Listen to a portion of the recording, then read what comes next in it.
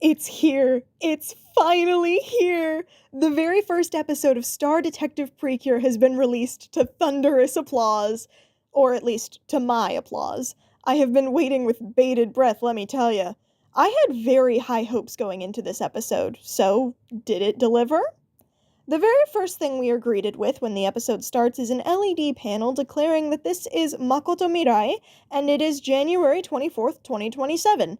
Not subtle at all, but it can't really afford to be. Then we are introduced to our main character and someone who is probably her mom by looking at their legs? I wonder why. Oh my gosh, is that Mikuru? So, congratulations to everyone theorizing that Mikuru is Anna's mom because yeah, they're the same person. Just look at them. We were right. Yay! Let me tell ya, I just about died laughing when I watched this the first time. Literally, the first thing that happens is a confirmation of the mom theory, pretty much. I thought they were going to obfuscate Anna and Mikuru's connection at least a little bit, but nope. We're off to a great start, guys. Anyway, after the subtle Mikuru mom bombshell, we get our first look at our actual protagonist, and as I thought I would, I already love her. She and her mom, Mikuru, oh my gosh, are going home with a cake and some other stuff because it's Anna's birthday. Yay! They are interrupted, however, by a crying child, which Anna is quick to investigate. After a moment of observation, Anna figures out that the kid lost one of her hair ribbons and vows to find it, declaring that she never lies. She keeps her word, too. Mikuru Mom says she's impressed with Anna's deduction, and they're able to head home. We hear Anna's catchphrase, Hanamaru, for the first time as she looks at the delicious cake that she will not actually get to eat. Sorry, Anna. She goes to her room to change out of her winter stuff and finds a cool pendant thing, and also gets ambushed by a fairy, Pochitan. Pochitan proceeds to be cheerfully aggressive and confusing before Anna's shiny new pendant starts to glow. Interestingly, Pochitan remarks, I haven't finished explaining, which is no one's fault, but I really wonder what she was gonna say. Anna and Pochitan vanish in a flash of light. Ooh, cue the opening. Okay, so originally I wasn't planning on going over the opening before I watched it, but now I really feel like I have to. I'll try to go quick to get back to the episode. The thing that really gets me about the opening is just how many secondary characters it shows off. The visuals with Anna and Mikuru are cool, but who are these people? I really should have expected the detective season to have a massive supporting cast, given that we need victims and suspects, but I was not anticipating this many colorful characters. Though there is an obvious reason for this. In these shots, there's an awful lot of eclair possibilities. Take a look at these two. One with green hair, one with blue, which matches the debate over eclair. She's blue, guys. They both even have 4-pointed stars on them, with one of them having them in orange, just like eclair. On close look, she also has the same eye color as eclair, so she's currently my number one suspect, but they might pull a fast one on us. Because there's also this girl, who also has blue hair and eyes similar to eclair. Plus, I'd say her hairstyle is closer, so really it's anyone's game. I am really looking forward to how this mystery plays out through the season. Also in the opening, we get this guy, who I am assuming is our big bad. They certainly look big and bad anyway, and I have to mention the Phantom Thieves because, oh, they all look stellar, and I can't wait to meet them. Alright, back into the episode. Hey look, it's not Mom Mikuru! We find her standing in front of the Kyoto Detective Agency in full Sherlock Holmes cosplay, talking about a detective exam and how today is the day, which I think is important for later. However, she is interrupted before she knocks on the door by Anna falling out of the sky, which is understandable. I would probably abandon anything I was doing to check out a kid who fell from the sky too, especially when they have a little fairy thing with them. Speaking of which, Mikuru recognizes this? She knows that Pochitan is a fairy right away and is barely surprised, declaring that since she has a fairy, she must be a star detective with the agency, which is very interesting. Never before have the ostensibly normal human characters ever been experienced with anything supernatural before, but Mikuru is already fully aware of fairies' existence, and it's sort of implied that Pochitan isn't the first one she's seen. Can't wait to see this explored because, wow. After this, they introduce themselves, and Anna doesn't recognize Mikuru. Okay, sure. I would love to know why. Mikuru assumes that whatever is going on is part of that detective exam she was talking about and promptly tries to emulate Sherlock Holmes by examining the dirt on Anna's shoes to figure out where she came from, only to find that Anna is not wearing shoes. Whoops. I think it speaks to Mikuru's character that her first instinct about Anna's lack of shoes was to go, well, we can't have that, and immediately take her to go buy new shoes. She pays for them and everything. Shoes aren't cheap. This is an extremely selfless act right here. Anyway, in the shoe store we see an advertisement on the TV for brick phones. Good to see that they're utilizing the setting. Anna doesn't notice this though, she's too busy getting super cute boots. Mikuru takes the opportunity to interrogate her because seriously, what is going on? Neither of them know, but it's here that we realize that Pochitan is a baby now, for whatever reason. Actually, no, I know the reason. It's so she can't reveal plot secrets, since she can't talk now. We have no idea why she went after Anna in 2027, and now she can't tell us. Great. The one thing I am grateful for is that I wasn't a huge fan of her mascot voice, so at least I don't have to hear it as often.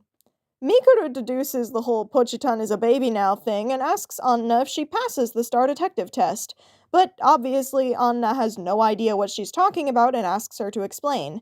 The answer is pretty basic, they're detectives who help people, but it's this visual that's much more interesting. First of all, like Mikuru said earlier, there's a bunch of fairies. Ones that don't match any silhouettes we have, with the possible exception of this cat being Jet, but I'm not sure. The other thing is this woman in the center, our example of a star detective, which, if you were paying really close attention to the opening, is actually familiar. That's right, back in the opening we get these mirrored shots, one with Anna and Mom Mikuru, and one with Mikuru and the detective woman. Similar hair, similar outfit at the very least. It'd be quite the coincidence if they're not the same. So, she's probably her mom, which would explain Mikuru's fascination with detectives if her mom was one first. It might also explain the fairy thing. Maybe fairies and stuff aren't actually common knowledge around here, Mikuru just knows about it because her mom had one. After this subtle lore drop, Pochitan shapeshifts a strap that she uses to kidnap Anna, briefly leaving Mikuru behind to pay for Anna's shoes. She catches up though, and they find themselves at a wedding venue. Very random, but they trust Pochitan, I guess, so they go inside. Just like at the beginning of the episode, Anna and Mikuru immediately find someone fretting over something lost. A very pretty bride enters and tells the woman to stop looking all sad while she does. Pochitan uses her very limited vocabulary to tell Anna to help them, and she doesn't need to be told twice. And thus, the case of the missing tiara begins. Detectives Anna and Mikuru are on it. Here's the details. The bride, Solda Mari, has lost the tiara she was supposed to wear for her wedding. It was used in her mom's wedding, so she'd really like to get it back and wear it for her own ceremony, which is happening very soon. The venue has provided her a replacement tiara of about the same size, but it's no equivalent. There was no way it was simply lost, so the detectives gather the possible suspects. Suspect 1, the cameraman, Utsumi Shota. He's the wedding photographer and was shooting photos in the room the tiara disappeared in. Suspect 2, an employee at the venue, Kono Sachio, who was accompanying the bride pretty much all day. Suspect 3, the bride's friend, Fuji Tomoka, who entered the room to ask Mari for a favor. She asked if Mari could toss the bouquet to her during the bouquet toss, and apparently Mari agreed, since Tomoko showed up on time for once. Mikuru briefly theorizes that the cameraman could have smuggled it out of the room in his hat, but the replacement tiara doesn't fit, so the real one wouldn't either. It's the same with both Tomoka and Kono's bags, so they don't know how the culprit got the tiara out. Taking a brief break, Mikuru and Anna go hang out outside for a bit to think things through. Mikuru is sad about the lack of progress on the case, and Anna comes to talk to her about her feelings, as protagonists are wont to do. Mikuru shares that the reason she wants to be a star detective is because one of them helped her in the past, which is slightly odd in the context of the Mikuru's mom was a star detective theory, but I think it still works. Anna does a classic Precure pep talk to get Mikuru back on her feet, and then the wind proves itself to be weirdly dexterous by fully untying one of Mikuru's hair ribbons. Anna comments on the similarity to the girl at the beginning and goes and retrieves it from where it fell into some flowering bushes. After considering this for a moment, both girls have a eureka moment visualized by feathers? Whatever, it works. They then go to confront the suspects once again, performing a deduction show. They reveal that the one who stole the tiara was Mari's friend, Tomoka, who hid the tiara inside the bouquet so she could retrieve it later when Mari threw it to her. I actually really like this case conclusion. It reminds me of a psych case, which is a compliment. Tomoka does a strangely menacing slow clap and says they made one mistake. It wasn't actually Tomoka who stole the tiara, because the person before them was not Tomoka. It's here that we get our first villain introduction, and oh my gosh. See, now this is a Phantom Thief. I had high hopes for the Phantom Thieves in this season, and this guy, Niji, is absolutely delivering. He's so over-the-top ridiculous. It's perfect. My man Niji snatches the tiara from Anna and escapes out the window. The girls immediately follow him and are only able to catch up because Puchitan shapeshifts that strap again and literally just carries them through the sky. Okay, sure. Cue confrontation. Niji exposits about how he stole the tiara because it had a Makoto jewel in it, drawn there by the emotional value put into it by Mari. The Phantom Thief Guild, Phantom, their whole thing is stealing Makoto jewels. The girls have no idea what he's talking about, they just want the tiara back. Niji, apparently just because he can, summons the first monster of the season, called a Haninda.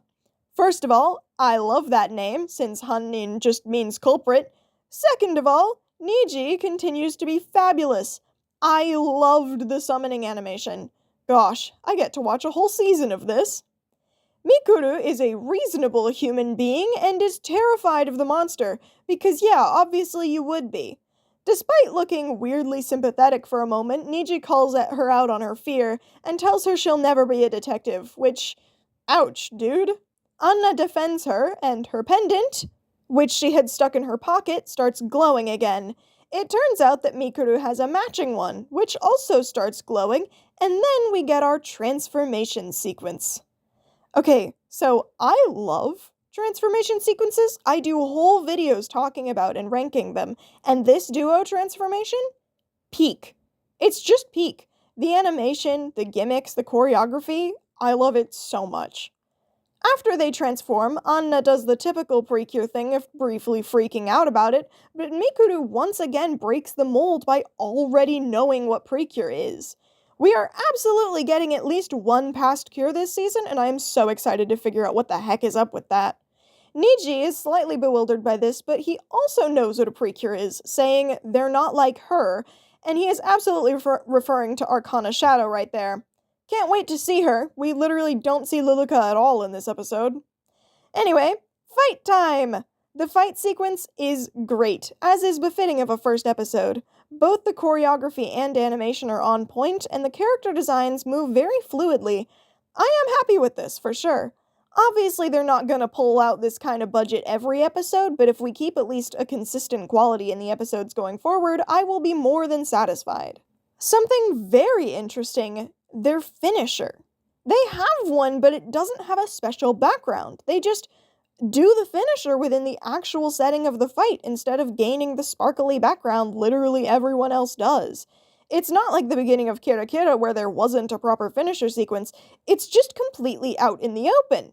It's a new approach, and I do not hate it. The girlies get the Makoto jewel, and Niji vanishes in a smoke bomb, which I love for him. No fading out of existence here, boys, just legitimate techniques. Okay. The girlies, still in their cure forms, end up on top of a neighboring building to watch the wedding, which now has the tiara back in play, which makes me wonder how exactly they returned it if they were still transformed, but oh well. The real Tomoko shows up, late as she usually is, and the case is properly closed. Mystique comments about how, since she's become a star detective Precure, she must have passed the detective exam. She gets really excited about this and says the current date aloud because she wants to remember it. April 2nd, 1999. This, of course, confuses Answer until she looks around and realizes that, oh yeah, It's definitely springtime, and last she checked, it was supposed to be January with snow on the ground. She very belatedly realizes that she has time traveled. End episode. Anna seems very selectively observant, I'll say. She's observant when she's trying to be, but it looks like she has about negative passive perception. She didn't realize her connection to Mikuru, and she fully didn't realize that she was in the wrong season, nor was she paying any attention to the TV in the shoe store. This is admittedly a funny trait for a detective to have, and I imagine it's going to be balanced out by Mikuru. Speaking of which, I love Mikuru. So far, I think my predictions about her that I made in my character thoughts video are holding true, and based on that, I was sure I was gonna really enjoy her, and I am so far. Currently, she is my favorite character, even over Niji, which is impressive because he's over-the-top dramatic Phantom Thief bullcrap is one of my very favorite things. He's ridiculous, and I can't wait to see more of him and of the other members of the Phantom group. All in all, I loved this episode. I loved it so much. I went into it with high expectations, and it met all of them. If this kind of quality keeps up, Star Detective might just become one of my favorite seasons. We'll see if it can dethrone my queen, but I am not gonna try and judge that based on one episode alone. I will be waiting anxiously for next week. Now, going forward, I don't think I'm going to review every episode since I'm pretty sure my silly brain would burn out, but I am going to try to do monthly recap analyses, going over the month's episodes, which means I'll be doing that at the end of February. Stick around if you want to see it. I hope you're as excited about this season as I am. Until next time!